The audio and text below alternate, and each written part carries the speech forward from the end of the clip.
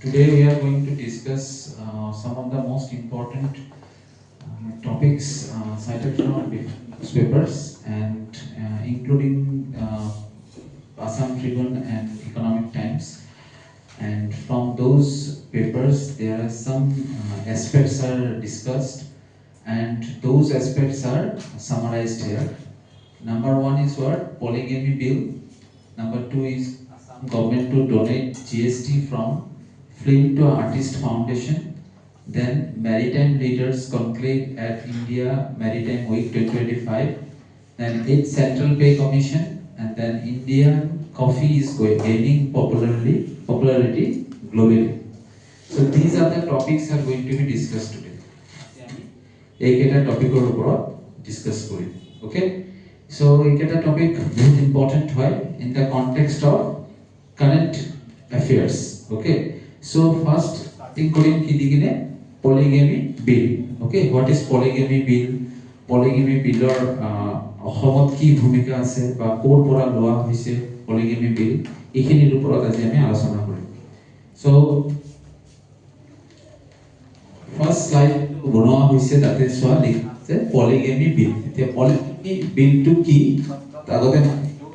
তোমালোকক কৈ দি আছো তাৰ পিছত আহিম যে পলিগেমি কি বস্তু হয় বা পলিগেমি আমাৰ সোসাইটিৰ কাৰণে কিমান হাৰ্মফুল হয় এইখিনি আমি আলোচনা কৰিম সো সবে অলপ নোট কৰিবা ইমান বেছিকে লিখিব নালাগে জাস্ট টপিকছৰ কনটেক্সট খিনি লিখি ললে তোমালোকে আইডিয়াখিনি পিছত পাই থাকিব ইয়াতে লিখা আছে সোৱা chief minister Himanta Biswa Sarma Monday announced he is going to end polygamy in Assam. The state government is going to table a bill on 25th November in the assembly. It also proposes a jail term of 7 years for those marrying illegally for the second time. It means बहुत important হয় তার মানে কেসটো হল এনেকুৱা polygamy is a social evil okay it destroy the social harmony so sir কেনেকুৱা এটো তাৰ মানে polygamy কি হয় সেকেন্ড ম্যাৰি হয় ধৰি লোৱা যে কোনোবা এজন এই নামৰ মানুহ আছে তেওঁ কি কৰিলে প্ৰথমত এটা বিয়া পাতিলে তাৰ পিছত আকৌ এটা বিয়া পাতিলে ঠিক আছে তেওঁ পাতিব পাৰিব যদি লিগেলি হয় ঠিক আছে ইলিগেলি মানে হল প্ৰথম যেটো বিয়া কৰিছিল হেতু ডিভোৰ্স হোৱা নাই বা লিগেলি সেপাৰেশন হোৱা নাই আনকে তেওঁ যাই কিনে আৰু এটা বিয়া পাতিলে so it is a very big social you can say harm so he karone government বহুত strict হৈছে আৰু আসাম গভৰ্নমেন্টে এটো ডিসিশন লৈছে যে কোনোবা মানুহ যদি একবাৰ বিয়া পাতিছে তেনেহলে যদি ইলিগেলি যদি আৰু একবাৰ বিয়া পাতি লয় তেনেহলে ইয়াৰ এগেইনষ্ট কি কৰা হ'ব ইমপ্ৰিজনমেন্টৰ কি কেইটামান ইমপ্ৰিজনমেন্ট ধৰা হৈছে আৰু ইমপ্ৰিজনমেন্টটো কিমান বছৰৰ হ'ব 7 years ঠিক আছে so it is one of the most crucial decision which is taken by government of Assam in the context of social issue ঠিক আছে নহলে সোৱা আগতে কি আছিল বিগেমি টু অলৰেডি ব্যান আছে বিগেমি মানে হল একই লগতে এটা পাৰ্টিকুলাৰ টাইমতে দুজনক বিয়া পাতা that is already ban okay মানে ধৰি লোৱা যে এই নামৰ এজন মানুহে দুজনক একই লগত বিয়া পাতিছে that is already ban that is called bigamy এতিয়া বিগেমিৰ পিছত আহিল পলিগেমি কি হয় মানে আকৌ ৰিপিট কৰি আছো মানুহজনে সেপাৰেশন হোৱা নাই লিগেলি সেপাৰেটেড হোৱা নাই কিন্তু আৰু এটা বিয়া পাতি লৈছে so that is not justifiable in any way because you are going to destroy the life of two okay so legally যদি হইছে বাৰু ঠিক আছে separated হৈ গৈছে এটো বেলেগ কথা so ইয়াৰ against government very strict nowadays so কি against কি steps লৈছে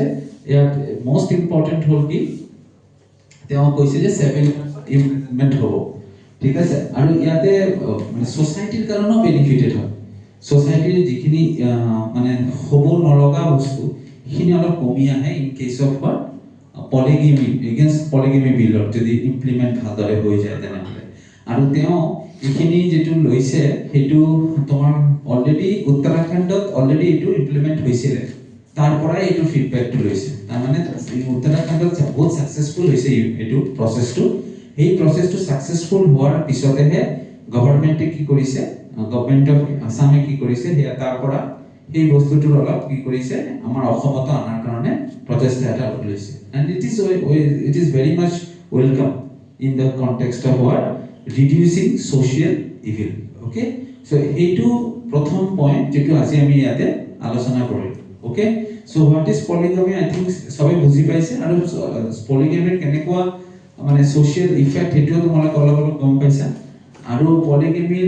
যদি কোনোবা ইনভলভ হয় তেনেহলে তেওঁৰ কি শাস্তি হ'ব পাৰে হেতু ইয়াতে প্ৰথম স্লাইডত আলোচনা কৰা হৈছে. Is it clear to all of you? Okay. So now we are going to discuss about the next slide. Etu slide so likha hoise Assam government to do not donate GST from film to artist foundation. Etu bahut important hoy in the context of what Assam government ki kori initiative loise to donate jikhini GST return ahibo he return khini government ki koribo ei amar roi roi binale jeto movie ase Jubin Gargar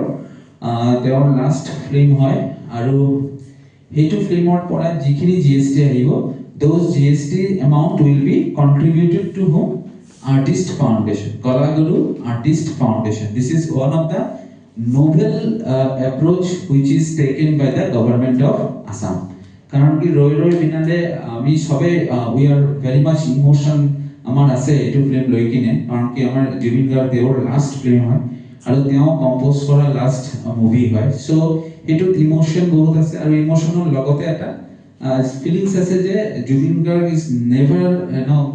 profit motivated manu asile they always think about the what society upliftment of the people of Assam. So hetu context of the monot rakhi kine government eta initiative loise je jikhini GST pora jikhini paisa ahibo etu film or pora hei goti khini paisa ki koribo Kalaguru Artist Foundation donate koribo. This is also one of the major you can say think or you can say talking point of last week newspaper je jiman khini paisa roi roi binale GST pora ahibo gote khini Kalaguru Artist Foundation donate kora hobo. Okay, so this is the slide number 2 for all of you. যেটো 3 number slide ইয়াতে হৈছে এটো হল কি Maritime Leaders Conclave at India Maritime Week 2025 ইয়াতে কোৱা হৈছে যে আমাৰ PM স্যাৰে কি কৰিছে ভাবিছে যে এটা কান্ট্ৰি যদি ডেভেলপমেন্ট হ'ব লাগে তেনেহলে মেৰিটাইম টু খুব ইম্পৰ্টেন্ট হয় মেৰিটাইম ডেভেলপমেন্ট নহলে মানে ব্যালেন্স ডেভেলপমেন্ট কৰিব গলে ৰেলৱে ডেভেলপমেন্ট কৰিব লাগিব এয়াৰৱে ডেভেলপমেন্ট কৰিব লাগিব লগতে ওয়াটাৰৱে ডেভেলপমেন্ট কৰিব লাগিব আৰু হেতু কথা কনটেক্সটত ৰাখি কিনে আমাৰ যেটা এটা কনক্লেভ হৈছিল মেৰিটাইম লিডাৰ্স কনক্লেভ তাতে কেইটামান মেজৰ ডিসিশনস লোৱা হৈছিল so that the maritime of India is get what momentum আৰু ইয়াৰ ফলতে last couple of years পৰা government of India বহুত কেইটামান ইনিশিয়েটিভ লৈছে আৰু যেটো ইনিশিয়েটিভ লোৱাৰ ফলতে কি হৈছে maritime sector টো বহুত ডেভেলপড হৈছে যেনেকৈ ports বিলাক ডেভেলপড হৈছে ইন্ডিয়া কি হৈ আছে শিপ বিল্ডিং কাৰণে যেটো ইন্ডাষ্ট্ৰি ইখিনিও বহুত ভাল মোমেন্টাম পাইছে সো ইয়াতে কেইটামান পইণ্টস লিখা হৈছে সোৱা Prime Minister Shri Narendra Modi addresses a Maritime Leaders Conclave at India Maritime Week 2025 in Mumbai. So this is one of the most important point. The quote hoisile 2025 or Maritime Week 2025 quote hoisile it will go Mumbai. Second point of likha hoise India's maritime sector is advancing with great speed and energy. Agote enaka nasile maritime to khub avoid hoisile. কিন্তু India যদি মানে all round development কৰিব যাও তেনেহলে not only the railway but also what Airways আৰু কি সি way যেটো আছে ওয়াটাৰৱেজ এটোকো ডেভেলপমেন্ট লাগিব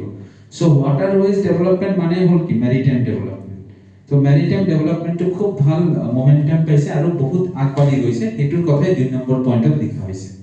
3 নম্বৰ পইণ্টত সোৱা লিখা হৈছে কি we have replaced over a century old colonial shipping laws with more modern futuristic laws suited for 21st century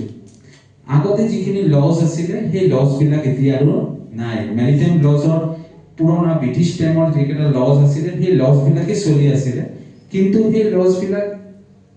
generation changes hoy ase notun mane ওয়ার্ল্ডত বহুত ডেভেলপমেন্ট হৈ আছে ৰিভলিউশন হৈ আছে সো পুৰণা যিখিনি ল এইখিনি যে এতিয়াও চলি থাকিব ইয়াৰ কোনো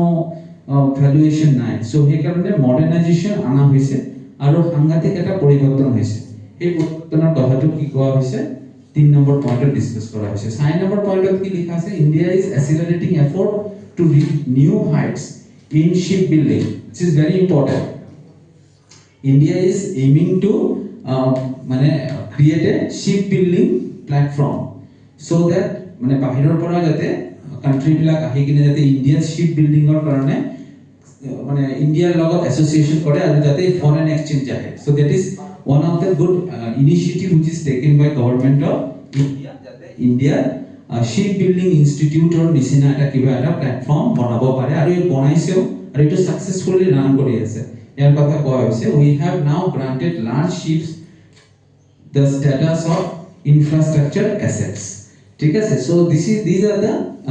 points which are discussed in the India's maritime leaders conclave at India Maritime Week 2025 which is held in where Mumbai ठीक है so this is slide number 3 for all next slide और की है 8 central pay commission एटो बहुत important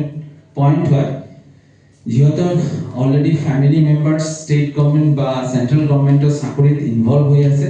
তেওঁলোকে already information to পাইছে about the 8th pay commission তেওঁলোকৰ family members লগত আলোচনা কৰিলে তোমালোকে already গম পাইছে বহুত তথাপিও মই এই পইণ্টটো আলোচনা কৰি আছো কাৰণ কি এই পইণ্টটো খুব টপ অফ দা ডিসকাশন এটো উইকৰ এতে কি লিখা আছে সোৱা pay commission যেটো শর্ট ফর্মত PC বুলি কিনে লিখা হৈছে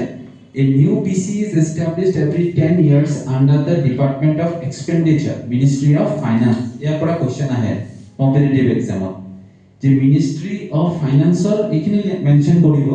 Ministry of Finance और कुंटू विभागों PC टू है. Pay commission sell to Ministry of Finance और है इट सबे कम है. कारण कि pay commission जितने को pay कोले तो पैसा तो था यार पैसा तो था ये Ministry of Finance और जाओ. इटू कोनो प्रॉब्लम नहीं. এটো সবাই আমি গম পাও কিন্তু কথাটো হল যে মিনিষ্ট্রি অফ ফাইনান্সৰ বহুত কেইটামান ব্লকস থাকে বহুত কেইটামান নিজৰ ডিপাৰ্টমেন্ট থাকে এইটো কোনটো ডিপাৰ্টমেন্টত আহে এইটো নাম লিখা হৈছে কি এক্সপেন্ডিচাৰ ডিপাৰ্টমেন্ট অফ কি এক্সপেন্ডিচাৰত আহে ঠিক আছে এই পিসি টু ডিপাৰ্টমেন্ট অফ এক্সপেন্ডিচাৰৰ আন্ডাৰত আহে The 8th pay commission will be chaired by बहुत important Justice Ranjana Prakash ki Desai itu important হয় তোমালোকৰ যেটো নেক্সট যদি কিবা এক্সামৰ কাৰণে এপ্লাই কৰা এসএসসি কাৰণ তোমালোকে সবে এলিজিবল হয় এসএসসি ৰ কাৰণে এসএসসি যেটো এইচএস লেভেলৰ হয় এটোৰ কাৰণে সবে এলিজিবল তো তাতে যদি তুমি এপ্লাই কৰা তাহলে these questions are seriously important যে Justice Ranjana Prakash Desai is the chairman of the 8th pay commission ঠিক আছে নাম্বার 3 পয়েন্ট ইয়াতে যেটো লিখা হৈছে 8th pay commission recommendations are expected to take effect retrospectively from 1st January 2026 continuing the 10-year pay revision cycle tradition মানে 1 জানুয়ারি 2026 এর পৰা এটা লাগু হ'ব ঠিক আছে যদি সব ভালদৰে হৈ যায় তেনহলে 1 জানুয়াৰিৰ পৰা এটো কি হ'ব ইমপ্লিমেন্ট হ'ব আৰু এটো 10 বছৰ সাইকেলে হয় তাৰ মানে এতিয়া যদি হয় 10 বছৰ পিছত আকৌ হ'ব বুজি পাইছা তাৰ মানে 16 হৈছিল আকৌ এটো 26 হৈ আছে আকৌ 26 হলে আকৌ কেতিয়া হ'ব 36 বুজি পাইছা 10 ইয়ার্স এর একটা সাইকেল মেইনটেইন করে এটোর কথা লেখা হৈছে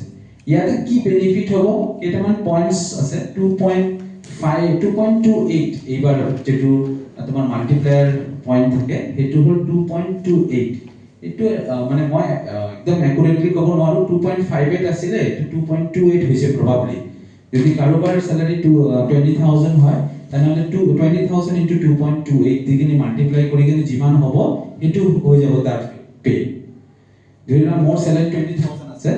এতিয়া যদি মই 8 পে কমিশনৰ আন্ডাৰত আহো তেনহলে মোৰ স্যালাৰিটো 20000 into 2.28 দিগিনি মাল্টিপ্লাই কৰিলে যিখিনি হ'ব হিখিনি মই পাম তো 2.28 is the multiplying point ঠিক আছে মাল্টিপ্লায়াৰ বুলি কিনে কয় এটো ঠিক আছে সো হে পয়েন্টটো ৰাফলি মই কৈছো 2.28 probably অলপ বাঢ়িব পাৰে অলপ কমিব পাৰে কিন্তু 2 is the what মানে 2 ৰ ওপৰতে থাকিব আৰু ঠিক আছে সো হেতু এটা বেলেগ ইস্যু এটো মই ইয়াতে মেনশন কৰা নাই বাৰু এইটো কৰাৰ ফলতে কি ইম্প্যাক্ট আহিব 8 পে কমিশন ডাইৰেক্টলি এটা কথা আহে যে স্যাৰ 8 পে কমিশন কৰিলে কি হ'ব 8 পে কমিশন কৰাৰ ফলতে মানুহবিলাকৰ কিবা বেনিফিট হ'ব নে নাই implementation leads to higher consumption and economic growth important relation আছে consumption আৰু economic growth consumptionৰ লগত ডাইৰেক্ট ৰিলেশন আছে consumption মানে হ'ল আমাৰ খোৱাটো আমি যেটো ইসু সবে কনজাম্পশন এটু সবে যত আমি এক্সপেন্ডিচাৰ কৰো আমাৰ এক্সপেন্ডিচাৰ ক্যাপাসিটি যেতিয়া বাঢ়িব আমি স্পেন্ড তেতিয়া কৰিম ইয়েস অৰ নো মই যিমান মোৰ ইনকাম হ'ব ইমানে মই খৰচা কৰিম আৰু যিমান খৰচা কৰিম এই পইচাটো ক'ত যাব ইকোনমিক যাব আৰু ইকোনমিক কি হ'ব গ্ৰোথ হ'ব সো এই কাৰণে economic growth is directly related with what consumption বুজি পাইছা সো ইয়াতে বহুত কথা আছে যে ইনফ্লেশন এবিলাকৰ কথা আহি যায় এবিলাক কনটেক্সটত ৰাখি কিনেহে এই কমিশন বনায় ঠিক আছে এনেকুৱা নহয় যে এই কমিশন যিখিনি ৰেটটো বনায় এনেই বনাই দিয়ে ন তাতে বহুত কেইটামান হোলসেল প্ৰাইস ইনডেক্সও লয় এবিলাক লৈ কিনেহে বনোৱা হয় এটা তো ইয়াৰ বেনিফিটটো হ'ল কনজাম্পশন বাঢ়িব লগতে ইকোনমিক গ্ৰোথ বাঢ়িব improving quality of life of employees quality of life মানে মই যদি মোৰ বাচ্চাটো যদি ভাল স্কুলত দিব পাৰো ভাল হস্পিটেলত ট্ৰিটমেন্ট কৰাব পাৰো ভাল এটা ড্ৰেছ পিন্ধিব পাৰো বা ভাল ৰেষ্টুৰেণ্টত যাই কিনে খাব পাৰো তেনেহলে কোৱালিটি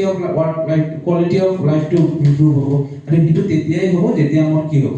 স্যালাৰি ইনক্ৰিজ হ'ব সেই কাৰণে এইটো ষ্টেপ লোৱা হয় জেনাৰেলি আফটাৰ 10 ইয়াৰ্স তাৰ পিছত লিখা আছে ইয়াতে কোনে কোনে বেনিফিট হ'ব over 49 lakh central government employees and 65 lakh pensioners will benefit under the 8 CPC. Clear is it? Iman manu benefited hobo under CPC. This is very very important in the context of what current affairs. Clear? So it to hold tomorrow slide number 4 I think so. Question 8 number page ki question 7th hoyi question mane serial ya hai first second third fourth fifth sixth seventh eighth yes 8 এটা continuous প্রসেসত হৈ থাকে বস্তুটো তাৰ পিছত যেটো আহিব then কাম হয় 9th এনেকুৱা যাব নেক্সট আছে সোনা ইন্ডিয়া's coffee is gaining popularity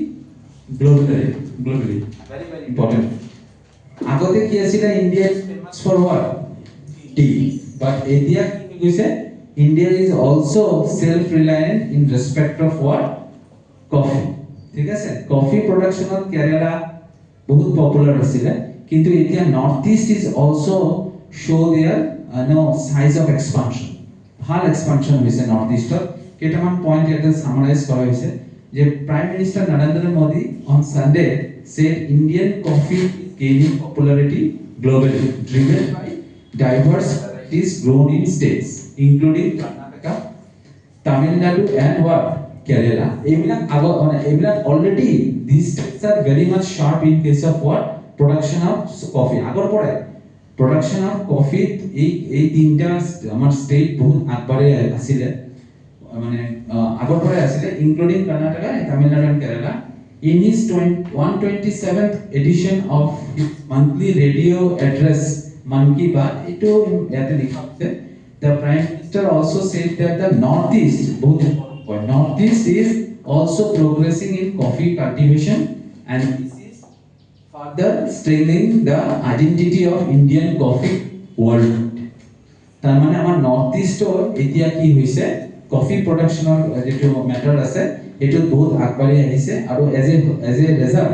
Northeast আহা মানে মোটামুটি ধৰি লোৱা 9টা state yes or no 9 states একই লগত আহি গৈছে তো দিস মানে আগতে তো ধৰা তিনটাই প্ৰমিনেন্ট আছিলেন যেতিয়া নৰ্থ ইস্ট আহি গৈছে ইনক্লুডিং সিকিম আমি নৰ্থ ইস্টৰ কথা কলে সবে আহি যায় না আমি নর্থ ইস্টত সো গোটেই কেটা যেতিয়া আহি যাব তেতিয়া ডেফিনেটলি পারফরম্যান্স কি হ'ব বাঢ়ি গ'ল না পারফরম্যান্সটো যেতিয়া বাঢ়িব আৰু কফি প্ৰডাকশন যেতিয়া মানে most of the countries around the world আৰ কফি মানে কফিটো বেছি প্ৰিফাৰ কৰে যদি আমাৰ হেতু প্ৰডাকশন বাঢ়ে তেনেহলে আমাৰ ইয়াৰ পৰা কি এক্সপোৰ্ট বাঢ়িব আৰু এক্সপোৰ্ট বাঢ়াৰ লগে লগে কান্ট্ৰি কি আহিব ফৰেন এক্সচেঞ্জ আহিব আৰু ফৰেন এক্সচেঞ্জ যেটো কান্ট্ৰি আহে হেতু কান্ট্ৰি কি হয় ডেভেলপিংৰ কাৰণ কথা ভাবিব পাৰে যদি ফৰেন এক্সচেঞ্জ নহয় তেনেহলে হেতু কান্ট্ৰি ডেভেলপ হওঁতে অলপ টাইম লাগে বহুত বেছি কষ্ট কৰিব লাগে so it is very important that the export must be more than what import এই কারণে সেলফ রিলায়েন্স হ'ব লাগিব আৰু সেলফ ৰিলায়েন্সৰ প্ৰথম যেটো এসপেক্ট হল কি নিজৰ ন্যাচাৰাল ৰিসোৰ্সক বুজিব লাগিব আৰু সেই ন্যাচাৰাল ৰিসোৰ্স কেটা কি ইউজ কৰি কিনে এটা ৰিসোৰ্স বনাই কিনে বাহিৰত কি সেলফ ৰিলায়েন্সৰ কথাটো বাহিৰত বুজাব লাগিব আৰু এইটো মেটাৰত coffee is one of the brightest example okay so this are the মানে আমি যিখিনি তোমালোকক স্লাইড ইয়াতে দেখালো এইখিনি স্লাইডত আমি এই পয়েন্টস কেটা ডিসকাস কৰিছো এইটো সপ্তাহ যেটো আমি ডিসকাশন সেশন আছে এই কেটা পয়েন্ট লৈ কিনে আলোচনা কৰিছো মই একবাৰ ৰিভাইজ কৰিম একদম প্ৰথমৰ পৰা যদি মই ইয়াতে ডিসকাস কৰিব পাৰো যে ইয়াতে পলিগেমি বিলৰ কথা কৈছে তো পলিগেমি বিল কি আছিল what is polygamy bill anybody polygamy bill yes second মানে যেটো ইললিগেল সেকেন্ড ম্যারেজ আছে এটো বন্ধ কৰিব লাগিব আৰু ইয়াৰ কাৰণে government of Assam take some measures এনেকুৱা হয় যে যদি কোনোবা এনেকুৱা ইললিগেল ম্যারেজত ইনভলভ হয় then he is going to be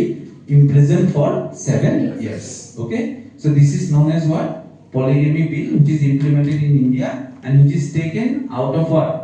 Uttarakhand পৰা লোৱা হৈছে Uttarakhand already implement কৰিছে আৰু successfully run কৰিছে ঠিক আছে so this is point number 1 number 2 is what Assam government to donate GST from film to artist foundation এটো কোনটো ফিল্মৰ পৰা আৰম্ভ হৈছে ৰৈ ৰৈ বিনালে যেটো আমাৰ জুবিন গাৰ্গ দেৱৰ লাষ্ট মুভি হয় ইন মানে আসামত লাষ্ট মানে ক'ব গ'লে যে ওয়ান অফ দ্য এটা মানে জুৱেল আছিল আৰু তেওঁৰ ফিল্মৰ কন্ট্ৰিবিউশন হেইটোৰ পৰা গভৰ্নমেন্টে ডিসাইড কৰিছে যে এতিয়াৰ পৰা আৰু মানে এইটো ফিল্মৰ বেসিক্যালি যিখিনি জিএসটিৰ পৰা মানি আহিব গোটেইখিনি ক'ত যাব কলাগুৰু আৰ্টিষ্ট ফাউন্ডেশনত যাব এইটো হ'ল point number 2 clear point number 3 কি লিখা হৈছে maritime leaders conclave at India maritime week 2025 এইটো মিনিংটো কি যে এটা কনক্লেভ হৈছিল এটা ডিসকাশন সেশন হৈছিল কোত হৈছিল মুম্বাইত হৈছিল য'ত আমাৰ প্ৰাইম মিনিষ্টাৰ কেইটামান কথা ৰিভিল কৰিছে যে ইণ্ডিয়াৰ যেটো মানে মেৰিটাইম সেক্টৰ আছে এটো শাৰ্পলি ডেভেলপড হৈ আছে আৰু ইণ্ডিয়া বেসিক্যালি কনসেন্ট্ৰেট কৰি আছে কিহৰ ওপৰত development of ship building capacity so that যে বাহিৰৰ পৰা যাতে কান্ট্ৰি আহি কিনে আমাৰ ইণ্ডিয়াৰ শিপ বিল্ডিংত মানে প্ৰপ'জ কৰে আৰু ইণ্ডিয়া যাতে ফৰেন এক্সচেঞ্জ বিলাক আহে ঠিক আছে so this is point number কিমান 3 আৰু বহুত তেওঁ এইটো মেনশন কৰিছে যে আগৰ ৰুলস আছে কলোনিয়াল টাইমৰ হিখিনি আৰু এতিয়া আৰু নহব আমি এইটো মডিফাইড কৰি কিনে new rules and regulation implement কৰিম in case of maritime sector next কাম is what 8th central pay commission 8th central pay কমিশনৰ আমি বহুত কেইটামান বস্তু শিকিছো ইয়াতে চেয়াৰম্যানৰ নাম কি আছিল justice yes very good Ranjana প্ৰকাশ দেসাই তেওঁ চেয়াৰম্যান আছিল আৰু তেওঁৰ আন্ডাৰতে খিনি বনোৱা হৈছে আৰু এটি ইমপ্লিমেন্ট কেতিয়াৰ পৰা হ'ব 1 জানুৱাৰী very good 1 জানুৱাৰী 2026 এটো 10 বছৰৰ এটা সাইকেলত হয় আৰু এটো কৰাৰ উদ্দেশ্য এটোই আছিল যাতে economic growth is confined with what consumption ঠিক আছে যাতে ইকোনমিক গ্ৰোথ হয় এই কাৰণে এটো স্টেপ লোৱা হৈছে ক্লিয়াৰ এটো হ'ল 8th central pay commission pay আলোচনা কৰিছো আৰু লাষ্ট এটো হ'ল কি Indian coffee is gain popularity globally এটোৰ মিনিংটো কি যে আমাৰ যেটো coffee sector coffee production sector আছে এটো আগতে মেইনলি ডিপেন্ড আছিল তিনটা ষ্টেটৰ ওপৰত এটা হ'ল কি কৰ্ণাটকা তামিলনাডু আৰু কেৰালা কিন্তু হেতু ডিপেন্ডেন্সি আকৌ এতিয়া শেয়াৰ হৈ গৈছে কাৰ লগত নৰ্থ ইষ্ট নিজে আগবঢ়ি আহিছে আৰু বহুত মানে এনেকুৱাও দেখা গৈছে যে বহুতে ভাল চাকৰি এৰি কিনে এইটো প্ৰডাকশনৰ ফিল্ডত আহি পাইছে আৰু নিজৰ যিখিনি ডেডিকেশন আছে ডেডিকেশনটো ইয়াতে এফৰ্ট দিছে আৰু ইয়াৰ ন্যাচাৰাল ৰিসোৰ্সটো ইম্পৰ্টেন্স দিছে